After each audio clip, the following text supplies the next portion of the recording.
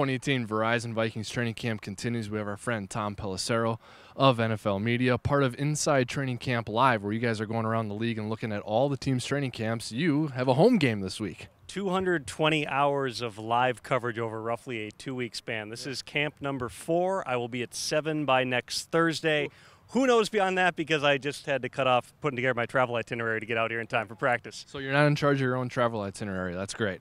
But you didn't have to travel very far for this one. This is a home game for you. Yeah, interested to see just this team getting out here in this setting. Now, as Mike Zimmer pointed out earlier today, it's day one. They're not in pads. You're not going to draw any strong conclusions from it. But when you just watch them line up, as we did in the walkthrough this morning, you see all the talent that they have defensively, especially. And then on top of that, you add the new quarterback. There's going to be some different elements to this offense. It'll be fascinating just to see how this entire thing builds.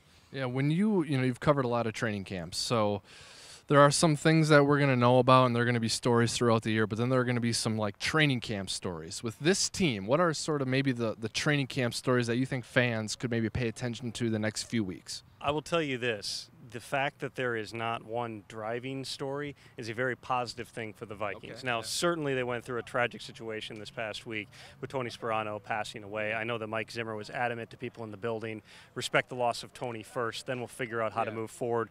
That continued with naming the co-offensive line coaches, and they're turning it back to football. Adam Thielen told me earlier today that there's excitement as they come out on the field, because that's what they know Tony would have wanted them to do. So in terms of some of the competitions, I mean, certainly looking at how Mike Hughes fits in, competing likely in terms of playing in the slot against Mackenzie Alexander, also on punt returns. That top pick fits in. How does Brian O'Neill come along? Can he compete with Rashad Hill to get on the field in the short term? Some of those rookies, I think, are always going to be some of the big stories. Then I'm also interested just to see, with Sheldon Richardson now joining that defensive front, it's interesting seeing Brian Robinson being on the second-team defense out here. He was a stalwart for a long time. Certainly, Danielle Hunter now has risen into that role. You got guys in here now like Sheldon Richardson joining this group. Just how that entire thing comes together, what they look like, what sort of new things are they going to bring to the table offensively. That's going to be the much bigger change. John DeFilippo coming in, they're going to try to push the ball downfield a little bit here, and that's something that excites those receivers. Well, a big part of pushing the ball down the field is protecting the quarterback. So I want to ask you about the offensive line.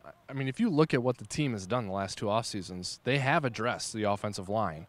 Is it okay to be somewhat optimistic about some of the things they've done? I mean, Riley Reif and Mike Remmers come back from last year. He drafted Pat Elflein last year, went to the draft again for Brian O'Neill, signed Tom Compton. I mean, there are some things going on. They're addressing it personnel-wise. Okay to be optimistic about the O-line?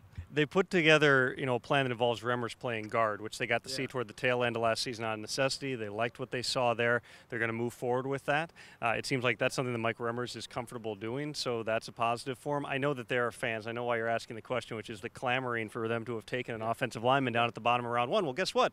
There was a run on those guys. They were gone. Frank Ragnow won at 20, and that really started this domino effect down the line. They went and they got what they feel is a really good football player in Mike Hughes, who's going to be able to make an impact for them in the short term as well. One of the best things that they can do in terms of improving the pass protection is run the football. And that's always going to be an emphasis with Mike Zimmer. Dalvin Cook is back now. He's not wearing a brace out here in practice.